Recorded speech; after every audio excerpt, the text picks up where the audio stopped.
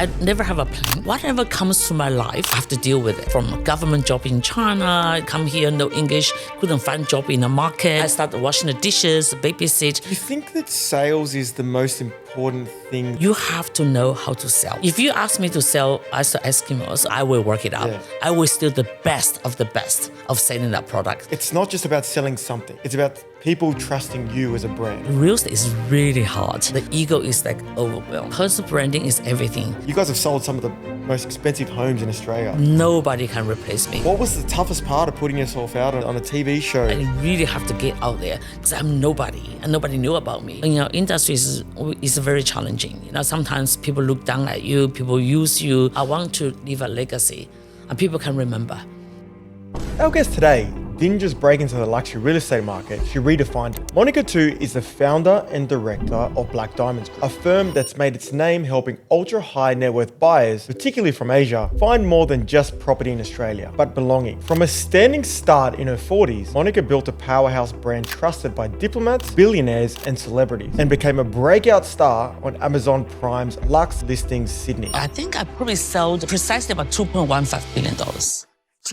In this episode, we go behind the brand, from the bold move that launched Black Diamonds to navigating culture, luxury, and criticism in an industry slow to evolve. We unpack the highs, the reinventions, and the grit it took to thrive where others said no one's done that before. If you've ever felt like you were starting too late or standing out too much, this one's for you. Monika, thank you so much for joining us on the podcast. Let's start right from the beginning. So you arrived in Australia in 1988, so a long time ago now, with no English and absolutely no network. What was your first experience of arriving in Australia and how did that shape what you wanted to build? Oh, I think this is a really good question. And I think the first challenge you have is because you do not understand the language, obviously there's no opportunity for me at the time. And again, people want to know, why I end up here for a foreign country. And at the time, before I came here, I did really well in China. It's like a big, kind of like a from heaven to earth. Wow, this is reality. Right? That's what you have to face, right? I saw that as a challenge because I'm born year of tiger. I'm a Leo. I think I'm the natural king of jungle or queen of the jungles, and I love the challenges. So it's a big shift from not just the language, it's mental as well, right? So from here to here, so what's next? Yeah, we just, I live day by day and I just start from beginning. And first of all, learning how to speak English, right? So yeah, I think that's the biggest challenge I had to face. And again, maybe it's my personality, it's the way I was born, I was, taught by my parents. Don't look at any difficulties as a difficulty, but look at it as a challenge. It happened to you and it meant to be, and just face it and live with it and then move on. So I hope that makes sense, right? So did you always want to throw yourself, look, it sounds like that's what you do in your life, but did you always want to throw yourself in the deep end to feel like you're coming to Australia to start from scratch and to build something up? Is that what your thought process was? No. Okay, I never. So what my way of living is really different from everybody else. I never have a plan. So I do have a goal, right? I never have a plan. So whatever comes to my life, I just take it. It meant to be. I have to deal with it. So you know my husband Jad. He's a true believer in God. I really believe life is a journey, and it's a destiny, right? It means to happen to you at this time, and that you just have to deal with it. Whatever happens today, tomorrow is going to be better. So I never have a plan. I don't plan my life. Is that why your mentality is always positive?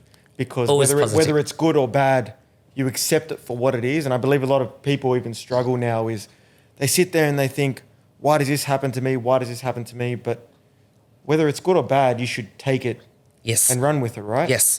Okay. I'm a very positive person. I don't know if I'm born with it or I just train myself to be a positive person. You know what? You cannot change what happened to you. right now at this moment, right? I never thought that we'll have this podcast, right? But you just have to do your best now. I promise you tomorrow is going to be better. Look, I'm a strong believer in everything happening for a reason. Even how we met 10 years ago was renting an apartment from you guys, and I think that's how it started, and then we became friends, so we've known each other a long time. I'm a positive believer that everything does happen for a reason. It's how you handle it. It's the most important thing. If you look at my story, obviously we're going to talk a bit later. I think it's very inspiring, for where I came from and what did I, what challenge I had in life and what happened now. It's meant to be. I think it's very important. I think even from the television shows, what you see is what you get. That's the beautiful thing about you is that some people can put on a persona, but with you, it's never been like that. You've always been happy, and that's very important. You can be a very rich person, you can be a very successful person, you can be miserable, but that's not what we get with you. Oh, thank you. So you always seem really? very happy. Seriously? So before real estate, you built a successful career in tech sales. I didn't know that. What are those years about tech sales and business and persuasion? Did it help you find an edge? Tell us a little bit about that. I was born like 1960s, right? So, we don't have technology. When I first come to Australia, the first time I see a computer. So if you think about, where China comes from is like a long way. So first time I know what is, like a data, what is, what do you call this thing? Like a keyboard, right? So I didn't know that, right? But what happens with the tech business is really interesting because I was really struggling to find a job. If people read my books, so I start, from a government job in China, the limousine in and out, come here, no English, couldn't find job in the market. I want to go on the weekend to work on the market. The guy, I still remember her. She said, no. I said, oh my God, big mistake. So I started washing the dishes, babysit. And I took all jobs with a positive attitude. And again, there's one opportunity, one of my old friends back in Shenzhen, right, in China, he got a company selling floppy diskettes. Oh, is that your time? You know what floppy diskettes are? Yeah, I remember floppy disks. Oh, really? Yeah. You can tell your age now, right? So floppy diskettes. I think that's the easiest to sell because, it's a piece of, I borrowed the stock from him and work on the weekend markets. I said, that's how the tech business started. And this company closed down. I thought, oh my God, market is such a good, have your bum bag, have your station wagon, have your sneakers, remember Monika now, stilettos and, So I thought, okay, he will lend me some stock to sell on the market. That's how all the tech business started. But I know nothing about technology until today. Okay, nothing really. But it's not hard to learn. Yep. And the skill I developed with that tech sale in the computer market is about sales skill. I never thought I had it. Never. I was an interpreter back home. I didn't know I can sell. So I think that experience is really building me up today as a perfect salesperson. And also because I'm lack of, understanding of technology because it's not easy to understand. Seriously, like computers, place this button, I have no idea. But that gave me a confidence to see if the opportunity come to my way, which is at the market, I still can make it, even though I don't have a solid skill of the the understanding the technology and the science behind it, right? I will focus just on the sales. So I think that experience really built me today as a salesperson, truly believe, take the challenge, right? Even you don't know much about it. And here we go. And also, one more thing is like, when you sell on the computer markets, you develop that people skill. You talk to the people who wants to buy. So you have that first-hand experience with the people, how to work with them. So here we go. Never thought a government official, a German interpreter can be a super salesperson. Do you think that sales is the most important thing that people need before they start any job? Is that the most important skill? It's the most important skill. So, because if you come from like a communist country, before, you don't have to sell anything because you get offer. So my family gave me the, first education. So you don't have to sell anything. But so it doesn't matter who you are. You're a doctor, you're an accountant, you're or a real estate, you have to know how to sell. Okay, it's not a hard sell. The sell is actually easy. Just be authentic to yourself. You know your brand. You know who you are. You just sell yourself, and plus what other product you want to sell. Selling is everything. Selling is gives you opportunity to stand in front of people, build the confidence, and really understand yourself. What is your personal brand? I'm selling myself, right? Constantly. I've never been in real estate. If you say how long you been in real estate, if I tell you, you'd be like, seriously? People think I must say 30, 40 years. No. Only about 16 years, seriously about 10 years, right? In the computer, the tech business, I know nothing about tech, but I'm not selling a product. I'm selling something I believe in. I'm selling myself. People trust me, and they have the trust of what I sell. So learn the skill of selling. I think that when people get into business or when people get into a job, they're scared of selling. They're scared of getting in front of people. But people buy things every day. And I think that's something that we all need to learn from you, Monika, is that it's not just about selling something. It's about people trusting you as a brand and as a person. I think that's something you've really excelled at. Okay. Can I please give you an example? I really amplify what you said, right? It's about selling yourself, but just make sure everything you sell, you have to believe in it. You don't sell the crap to the people, and it's not. They can throw away whatever you sell, but you ruin your reputation. Okay, I give you one, example. This is really relevant, right? I was the number one seller for a Kodak. Kodak recordable CDs in the world, right? So I was the number one seller. Wow. I never record one myself because I have no idea how to do. I know how to put in. I don't know how to press that button. But I'm the number one in the world. When Kodak closed down, I believe in 2003, something like that. The whole world store come to me because it's not because I'm good looking. I'm just saying, right? Because I pay on time. I'm the number one sales. But how can I become number one sales for Kodak recordable CD in the world? I didn't even know how to do it because I trust the brand. So they would never let down with the quality. And I talk to my clients and they love the brand. Okay, that's how I sell it. Do I know how to use it? No, but people buy from me because they trust me. Of course, they trust the brand as well, right? Yep. And also one example is once I went to, because the company called Laser Corporation, right? I traveled to New Zealand and to sell something. I can't remember what that is.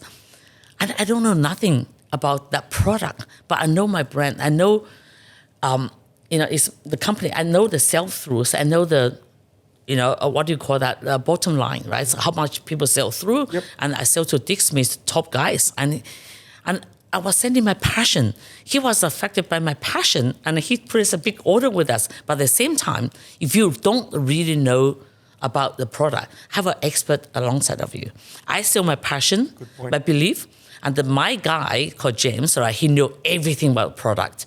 So he sell the product, and I sell what I know because I can never learn what James knew, right? It's impossible. So I hope that makes sense, right? If you don't know, because work with somebody who knew. That's a very good point, and it's something I want to talk about now in a second, just about from a sales point of view, is that when I used to sell, many years ago, I used to sell digital products or digital services. Because I was technical and I sold, I was the best at it. And it's very hard for people to do that. You don't need to be a technical expert with whatever you're selling. Yeah. So when we sell as a business, we bring in the consultants, so actual people that know what they're doing, and we bring in the BDM. Because it's very hard to know both. And I think that's something that you do very well, is you know the product and you know how to sell. That's a rare thing. So I think that's something that's very important to note, that is that you can be a great salesperson. You don't have to be good at everything. You can be a great salesperson. Just bring in someone who knows the product very well. I think that's how you become a leader, right? So we're talking about leadership. So as a leader, especially in our industry, in like a real estate, so often they have too much ego. They think they know everything. No, you don't. Yeah, but you can't know everything, but you cannot be excellent in everything. But if you're open mind to work with the people who is excellent to that particular field, and the company will become amazing. So just an example in my Black Diamonds company, right? So, my English, like if you listen to, if you're listening, hello everyone, my Chinglish is pretty much okay, but it's not accent. But I don't need to be accent. But you understand me, right? But if you go through a contract of sales, obviously I cannot be the best of understand and find, the best of selling point, best of, whatever legal terms, right? So I have a legal counsel. I have a lawyer. He is my gatekeeper. He makes sure everything is perfect, right? So you have somebody in marketing, they can be really good, can be in finance, but you have to work with the best people. But first of all, you have to be open-minded. You say, yes, I know a little bit of everything, but you know what? I want to work with the best in that particular field. So that's kind of like in problem in the leadership, especially in real estate or many other business, and especially when you are female leaders. So females sometimes we want to be a little bit controlling, right? It's just our nature. But we really have to let go of that ego, let go of that, just open, just work with everybody. So in my IT business, I work the best in the industry. And again, I have to be humble. But in real estate, it's really hard because like the ego is like overwhelming. We're going to talk about that in a second. I want to talk about how real estate agents, because they come into the market, there's a big ego play. They need to have the nice car. They need to have the nice persona. We're going to talk about that in a second. But how important now that we're talking about, surrounding ourselves with the very smart people into selling whatever, how important is it in this day and age, especially for real estate, to build a personal brand? Because once you've got the personal brand, people trust you, then you can bring in whoever you need to, from what I understand. Has it changed completely now into building a personal brand? Is it just so important? It's never changed, right? I think personal branding is everything. This is something you can control. It's in your hand. And it's really represent who you are. And then you can guard your personal brand because it's in your hand. So everything else is extra. But how you build your personal brand is probably the first step, not just in the business, is as a person, as a friend, as whatever, right? I think it's the most important thing. And this is the beauty. This is something you can totally in control. Was it different 10 years ago, 15 years ago when you came into real estate? Was there a different strategy than what you would do now? Like if you were to start again, would it be completely different? Or would it be the exact same thing? Exactly the same thing. Okay. Yeah, so I think once you define your personal brand and define your, I like to set a goal, like ultimate goal, right? Just work on it. It's not going to be easy, but that consistency will definitely pay back. I agree. Yeah. So everyone else overlooked the Chinese buyers. Yep. What did you see that they didn't? And what gave you the guts to start Black Diamond in the beginning? I think Black Diamonds, people ask, what is a brand stands for, right? At the beginning when we first started, and, I think it's very clear. It's not just a real estate agent, it's a bridge between East and the West. Okay, I tell you the reason why, sure. Right? And it's definitely a luxury. And so you're asking about, what do you mean by East and West, right? Because, this is end of 2009, this GFC, and my husband is a friend of yours, and I said, let's do real estate. I said, okay. I look around, oh my God, seriously? In Chinatown, in North Shores, in Eastern Suburbs, it's thousands and thousands of real estate agencies, right? If you look back, all this brand, they've been like there forever. So how are you going to do it, right? So again, it's come back with your personal branding and personal goal, right? Yep. So I sit down with Jad and said, so how can we stand out in this crowded industry, be different? Okay. And he was asking me, so what is our goal, to start real estate? Would that be just making money, a quick bucks? And, yes, we do need to make money, right? Or it's a bit of a longevity. So we said, okay, number one things, you look at demographically, who is coming to Australia? Who are the buyers, right? Who can we service them better? So we define our brand is helping the Chinese migrants to put their feet in the ground, to be part of the community. Of course, at the same time, selling more real estate. So that's very clear. Because I look around, they have a lot of incredible business, leaders in the real estate, but none of them is Chinese, or none of them is actually Lebanese.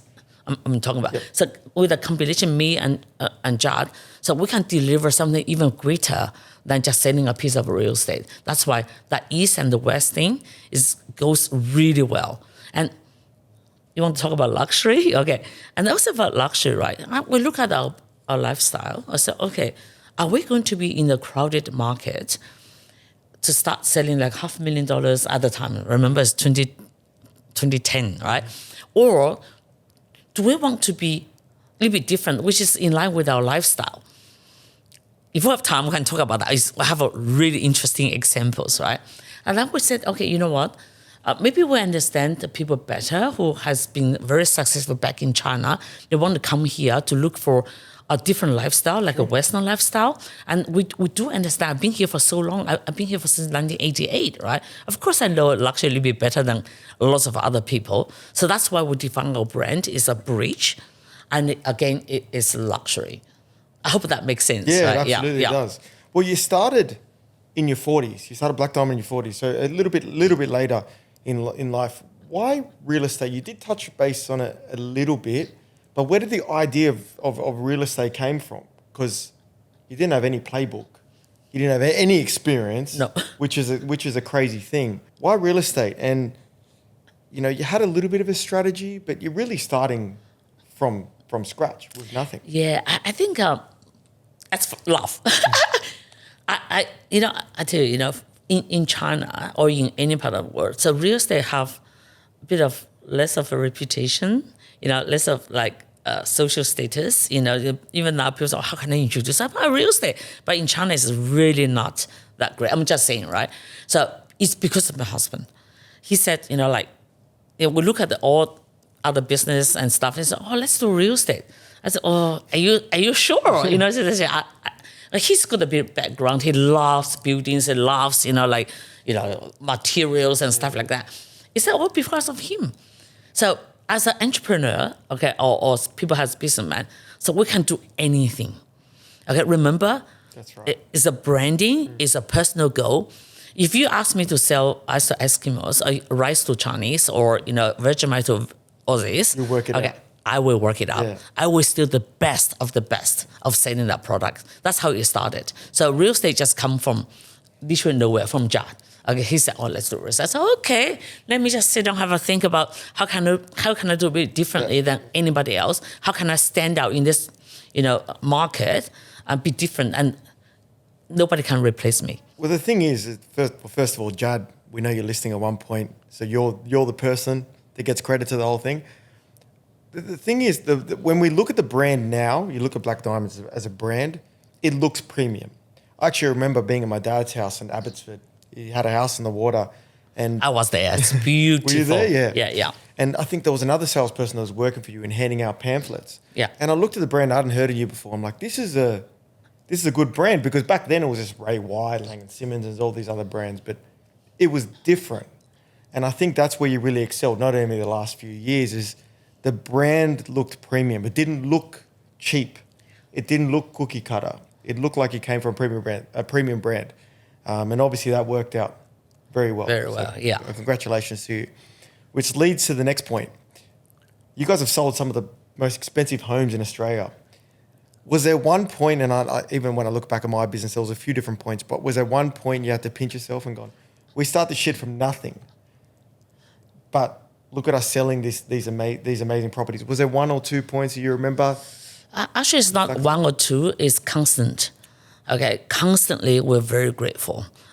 Jed and I, we're really grateful. We really we cannot believe what we have achieved. And if you look at, sometimes we walk to this incredible home. It's not just the home; it's the people we met, and we got invited to be there, to sit next to them. And after we live as oh my God, how wonderful that is! Is that get to know the people, understand their histories. Of course, get to represent the property. Property is huge.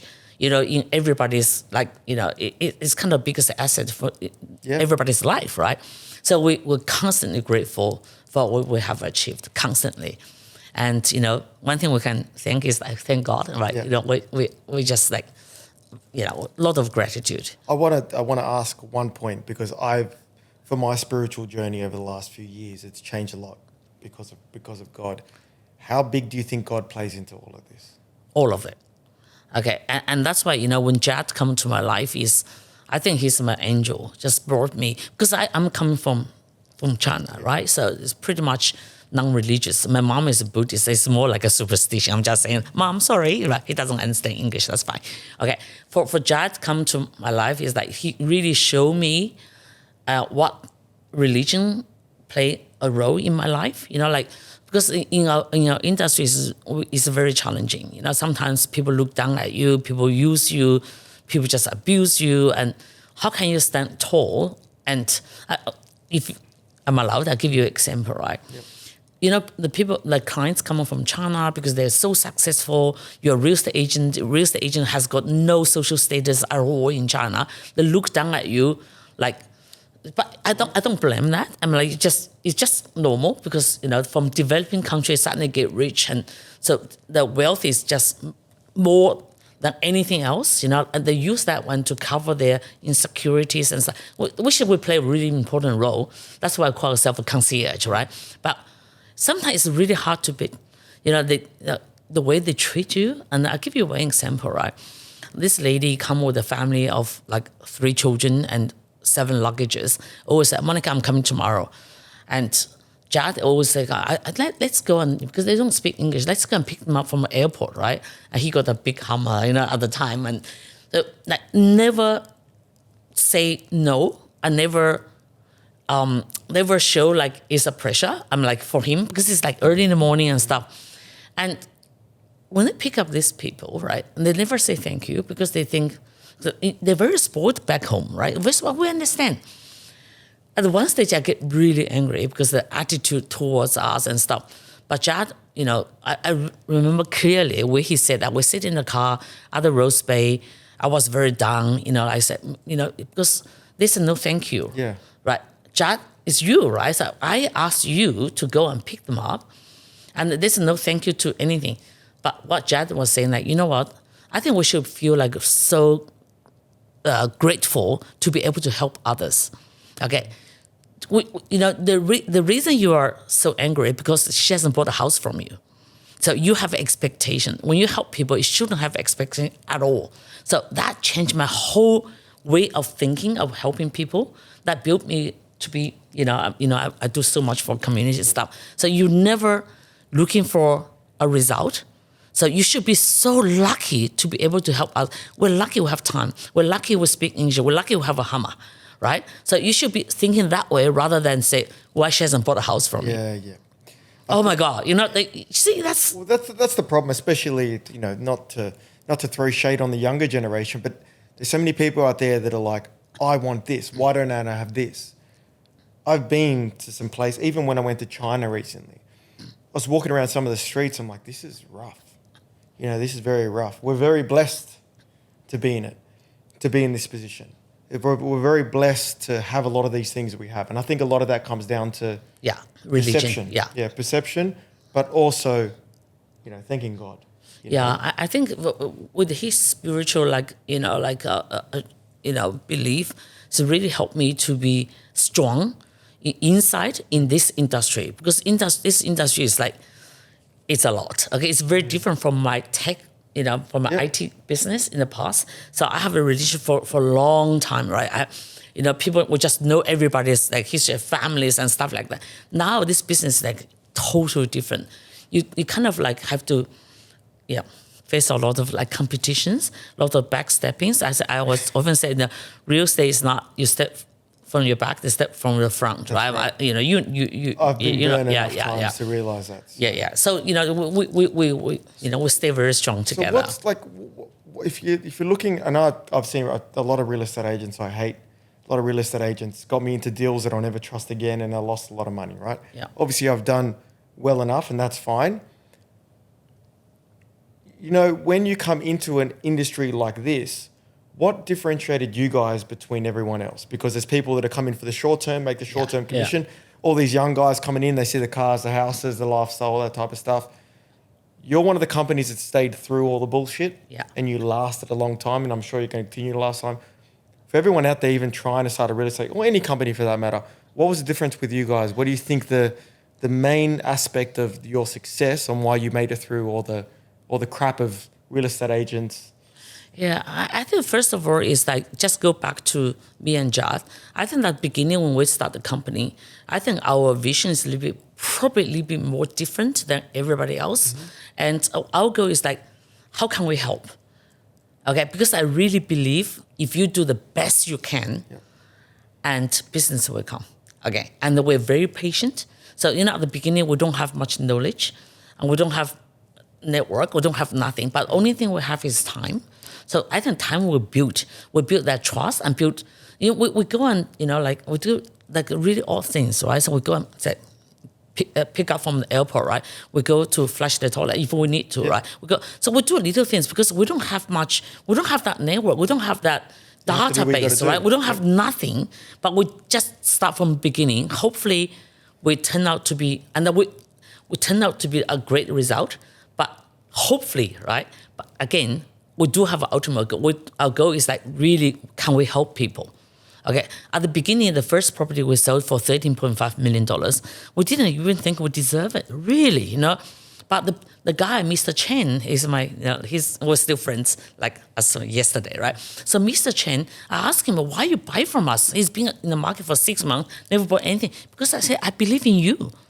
Well, I believe in you. I said, what do you mean? You and Jad, the way we take him out for dinner, like we look after him, we really solve some of the challenges, do shopping, doesn't know what to say, and where to find a restaurant. The little things really build that trust. And real estate is not hard to sell. So if you get people to come in the door, they love it, they buy it, right? And because we work with lots of high net worth individuals, and the first thing to look at is the trust. Can I trust you?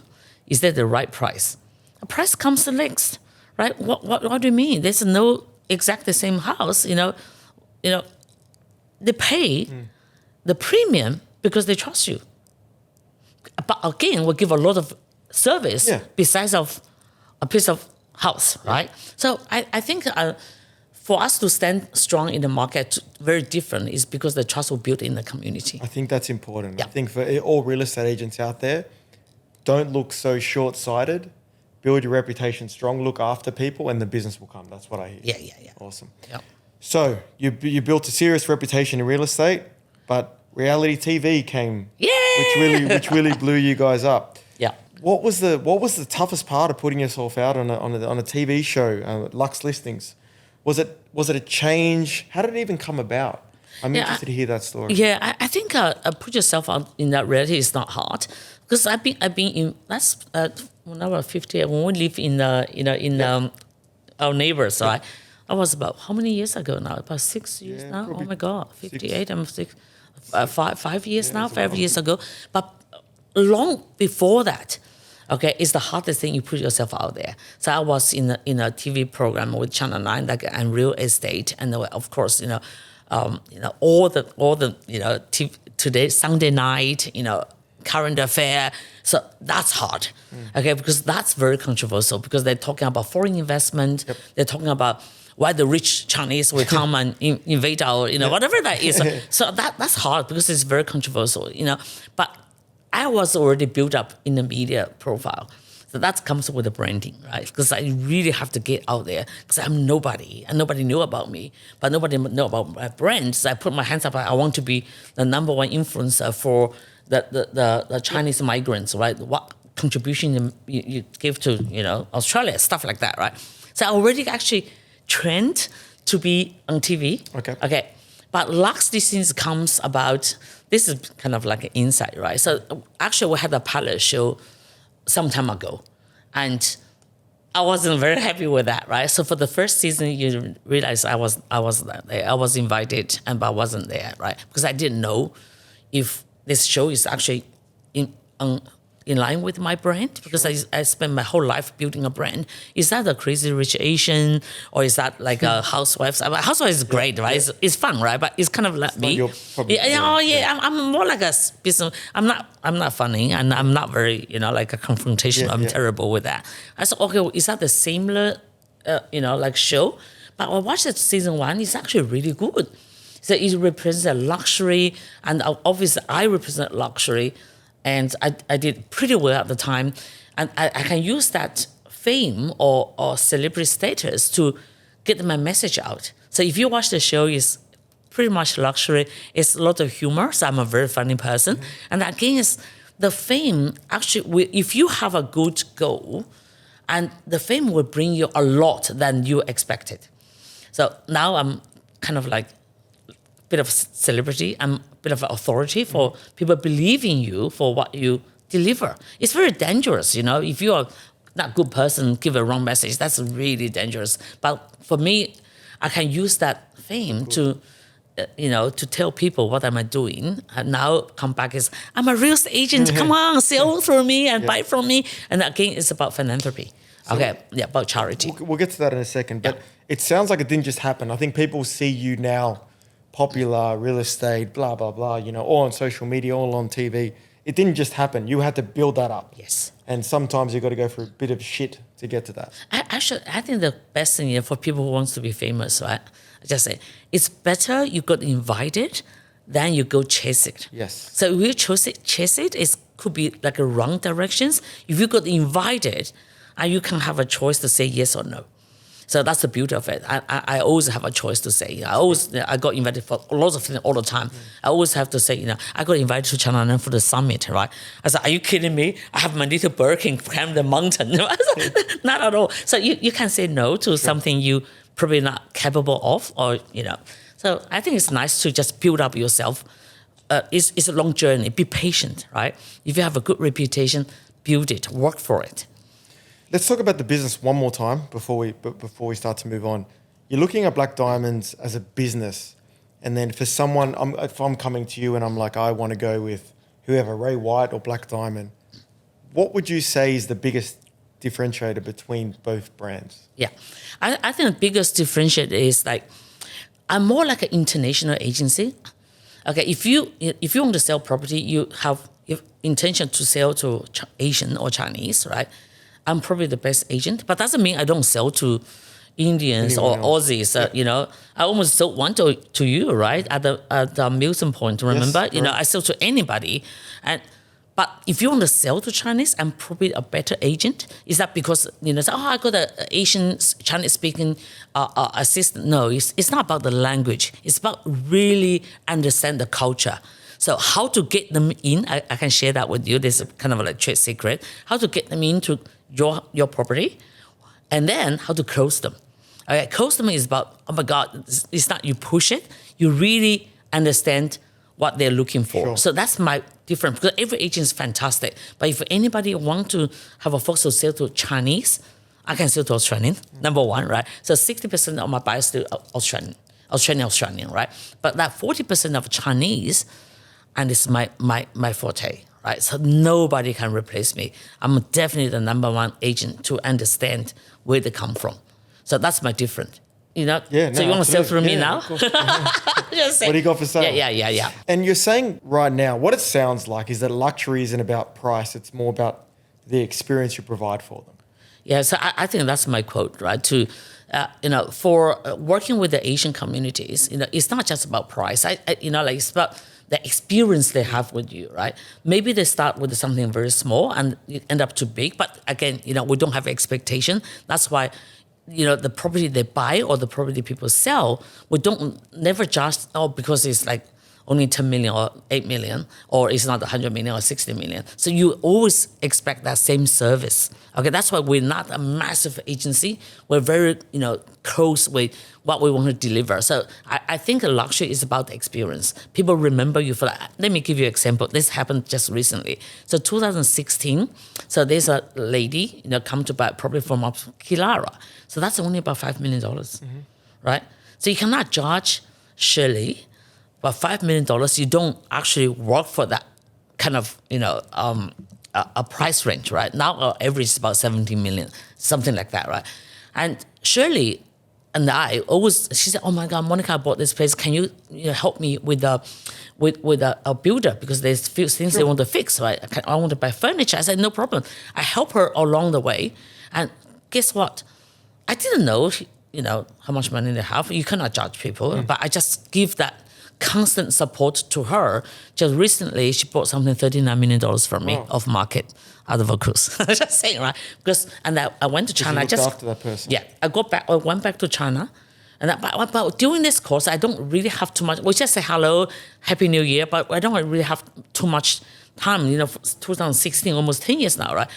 They know me, so I reach out to her from a social platform. We can talk about how can you keep engaged in this kind of potential clients. So recently, she invited me to China. I just been to Xiamen with her and the husband.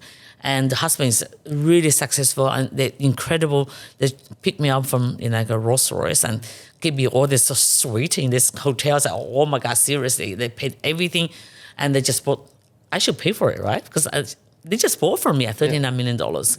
So, that relationship, it goes like a long way.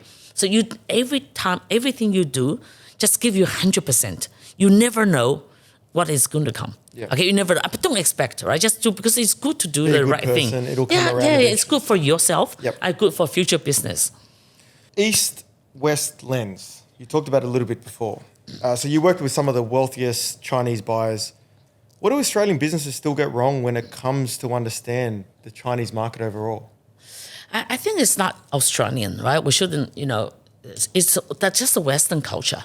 Okay, Western, including yourself. I'm sorry. I mean, I love the Chinese. Yeah. My favorite people in the whole world. Yeah, I think it's just a culture difference. Okay, I love Australia. I love everybody, but it's Western business mentality is more like a transactional. Okay, Chinese is more about relationship building. It's exhausting, right? Okay. It takes time. They're constantly watching you, testing you until the trust is built. It's just so much opportunity. But Western is like a quick sell, open home, sign a contract, sell. Do you want that? Or you want that? Yeah. So the guy doesn't answer, it doesn't mean he's not buying because he's testing you. Because remember, they've come from different culture, different background. He said, is he telling the truth, right? Is that really you can build another level up? Is that really you can demolish and build? It's like a, taste, it's a trust.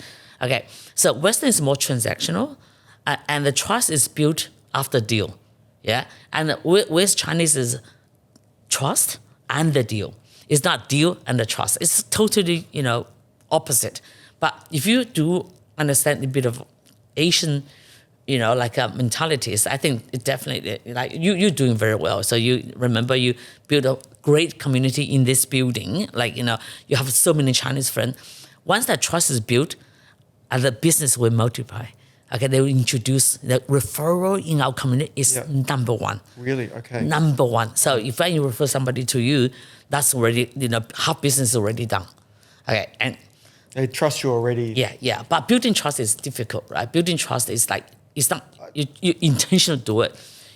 It just happens. Being embrace the culture, being to be a real friend, right? So it's not just, oh my God, because I have to go have dinner with you, have a few drinks, no, it's not, because they're constantly tasting you. It's a culture, it's not because they're Chinese.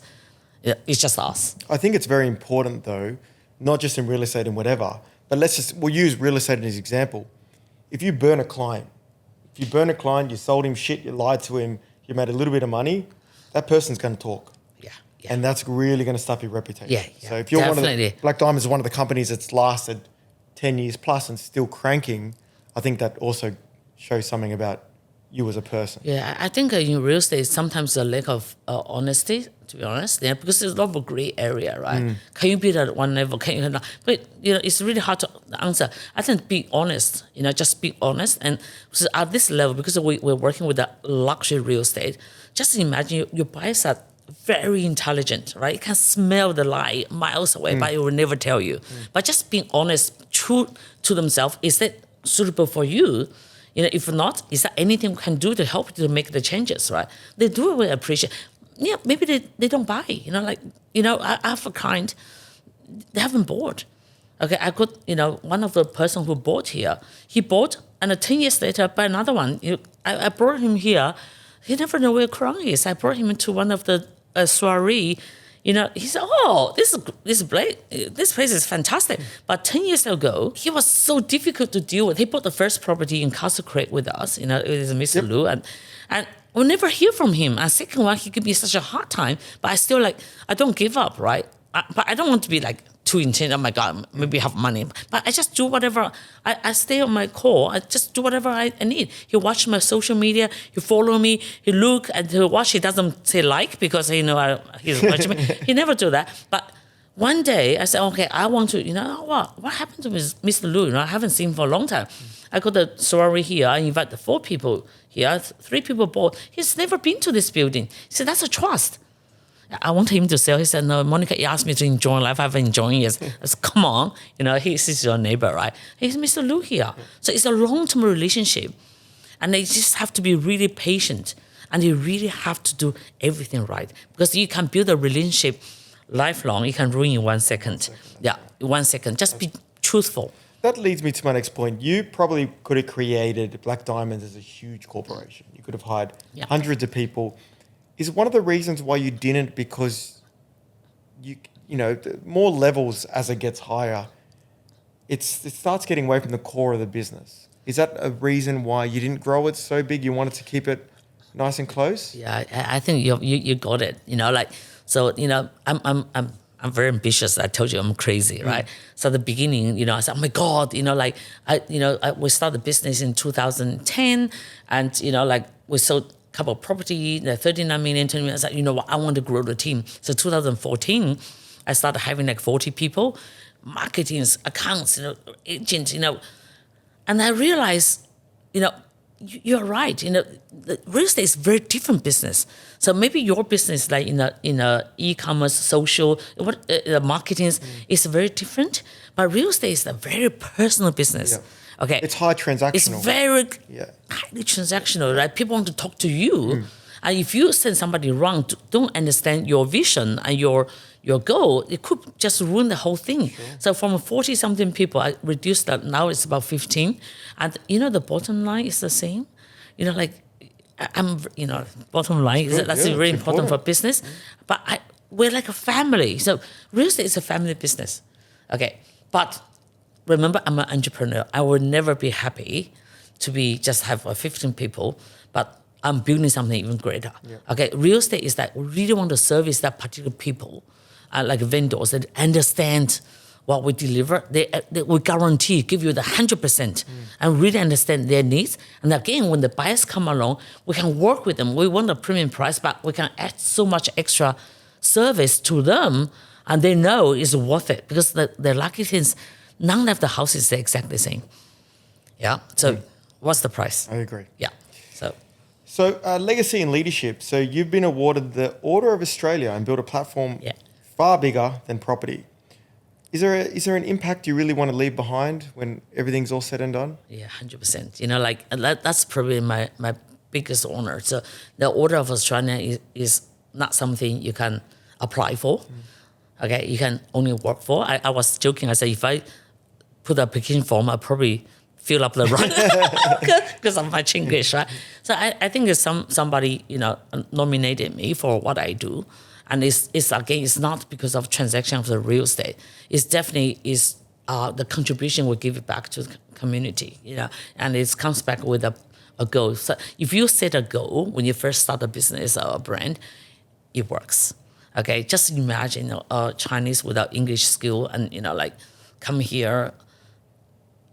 Awarded Order of Australia is probably the highest award everybody can hope for, and it's incredible. Again, it's come back to the impact, right? Now we have a strong business doing really well. I got a really strong social presence. I'm probably one of the biggest. People hate that word, not the influencer, key opinion leaders in the community, in the Chinese community, and it becomes a responsibility, right? How can you use that platform to get out the message and come back to, we want to answer, you have millions of people watching my post. So how can you use that to give a positive message? Of course, people know I'm a real estate agent, but I'm much more than that. I'm more like a community leader and, giving back as a migrant, I want people to start thinking about the purpose, in this community, your life, what do you want to be? So what I want to be is a great real estate agent, but it's not everything, right? I want to leave a legacy and people can remember. Okay, as a new migrants, non-English background, work so hard, and at the age of 60 something, right? So you can be awarded for the biggest award. That means if I can do it, everybody can. A lot of people speak much better English than me, right? Much better looking, whatever that is. So I think it come back with a religion, a belief. Like seriously, if you do have a really clear goal in life, and you have a belief when you have a difficulties, and come back to always keep your feet on the ground. Even you can fly very high. The celebrity you can jump, right? So people are, oh my God, I love that.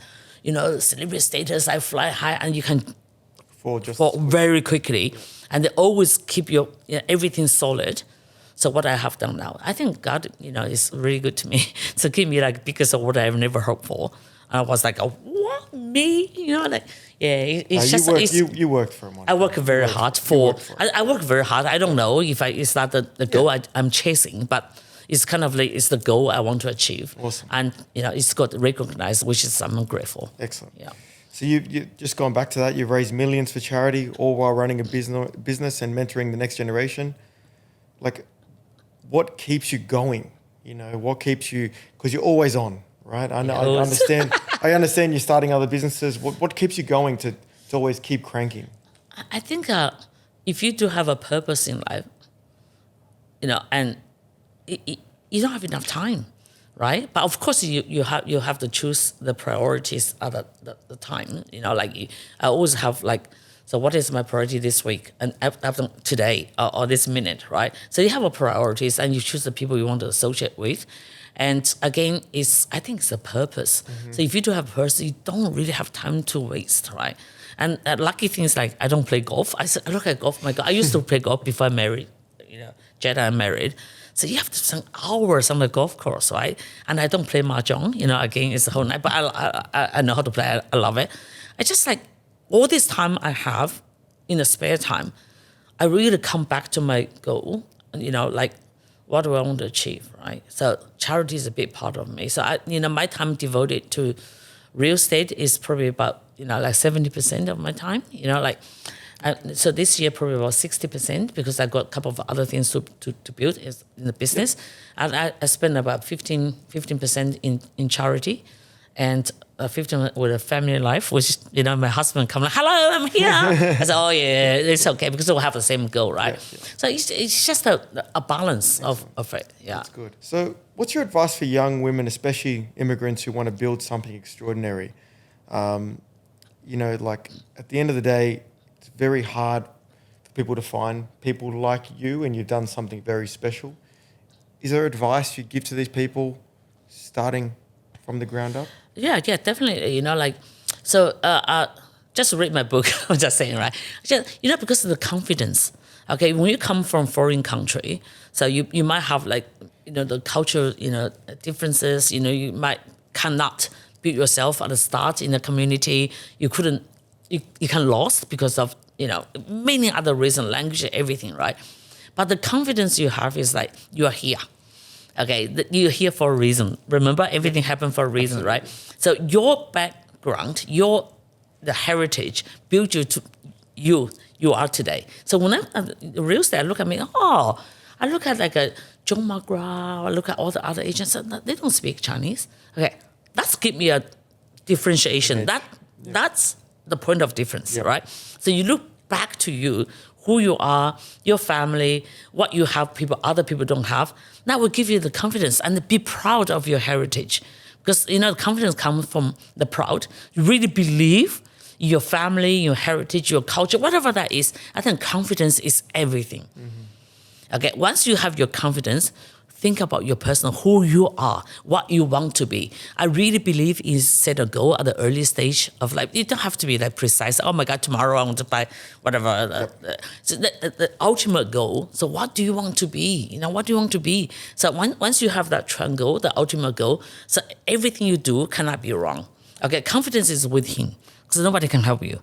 Okay, you have to help yourself. Otherwise, everything can be come in line if you keep consistency resilience. And look at me now, right? So I think I'm a living example, but anything is possible. Excellent. That's good. Your book is called Never Too Much. Hashtag never too much. Hashtag never too much. What does that phrase mean to you, and why do you feel now was the right time to share your story? I think this book is actually written like some time ago, right? So I never promote and it's at the Amazon Kindle. You can read it for free. I think hashtag never too much is actually coming from my friends of mine, right? So he said, wow, this is so good. I said, never too much, right? And the two is a TU is my surname, right? People are always thinking I'm too much. Okay, especially in my community, because Chinese community is very conservative, right? Chinese community will say that you don't want to be the first bird to stick your head up, right? It's like Australian. People are afraid of a tall poppy syndrome, right? Yeah. So if you're the one there and you're the one first to hit, right? So for me, it's like I come to Australia, again, back to the reason why, right? So I really embrace that Western culture. So Western, like your guys, I'm excellent, right? So if I say, oh, Andrew, you're so handsome, I say, yes, I am. So the Chinese will say, oh, no lah, Andrew's more handsome, So this is the culture, right? But I'm kind of like the person who want to embrace my own culture, be conservative, be careful, be like a family oriented, but be out there. Just embrace that Western culture. Why I don't have anything wrong. I have a good goal. I'm doing everything I can and I do my best. I'm not always right, but I fail a lot of times. I must stand up because I haven't reached my goal yet. And I said, people say, oh my God, too much, too loud, right? Are you too ambitious? And too out there, you see, too out there. As a Chinese culture is like, no, right? And, it's work. Why not? It works, right? So because I'm here. So if I want to be like conservative, I'm back in China, back home, right? My mom and dad will look after me, right? So I'm here. Why can't I just get out there? Because my message is hopefully is good. But my message could be inspiring. I don't know, why not? But the danger is when you are out there, you have to make sure your foundation is solid. Yeah. So if you want to out there, you have to make sure you have to be like it's dangerous if you have the wrong intention, you use that wrong platform. You can, but that is a guideline. Is that English? Like that give me a guideline. I don't go across what I don't believe. Yeah. Okay. I will not chase a short-term return for ruin my reputation. So we just have to be careful, right? So if you never too much. So it keeps going. Awesome. Monika, thank you so much. It was an incredible conversation. You're very inspiring for a lot of people out there, and we really appreciate your time. Thank you so much for having me. Thank you. Thank you. And if you're enjoying Never Not Building, hit follow so you don't miss what's next. Monika, thank you for joining me. Until next time, keep building.